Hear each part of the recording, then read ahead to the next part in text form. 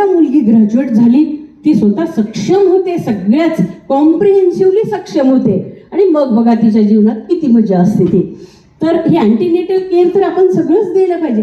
Early registration होते, आता सगळं इम्युनायझेशन आता होते, इन्स्टिट्यूशनल डिलिव्हरीज होतात. पण जिल्हा रुग्णालय बीडमध्ये 30 खाटा असताना आम्हाला तुम्ही 100 पेशंटला कुठे ठेवा म्हणता. हे सगळं झाले. पेरिफेरीचे लोकही अवेअर झालेत, ते करेक्ट केसेस रेफर करू लागलेत. इन्फ्रास्ट्रक्चर वाढवा ना दादा, तुमच्या बारामतीत एवढा चांगला हॉल माझ्या बीडला का नाही? मी बोलणारच आहे त्यांना आता आल्यावर.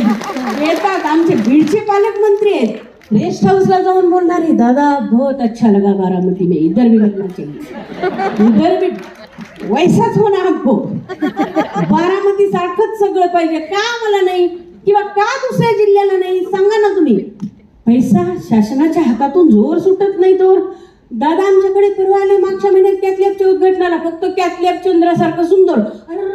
हे काय बीडचं दवाखाना कुठे मुतरे बांधून ठेवल्यात. पण खरंच तसं आहे, तुम्ही आम्हाला सहनच नाही करणार. आम्हीच ना बिचारे तिथं, आम्हीच बिचारे, तुम्ही नाही सहन करणार बरं का.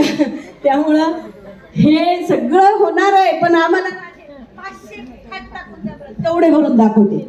500 बेड टाका आणि तेवढ्याच्या निदान 250च्या तरी नर्सेस भरा. 100च्या नर्सेसवर तुम्ही आमच्याकडून 500चं आजरोजी काम करून घेताय. मॅडम कोणतेही डायरेक्टर आले ना, आमचं प्रेझेंटेशनच एवढं भारी असते.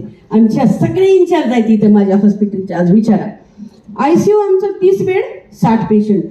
परवा तर आमचे साहेब म्हणले एका बेडवर 2 घ्या. अहो मोठे पेशंट कसे घ्या बेडवर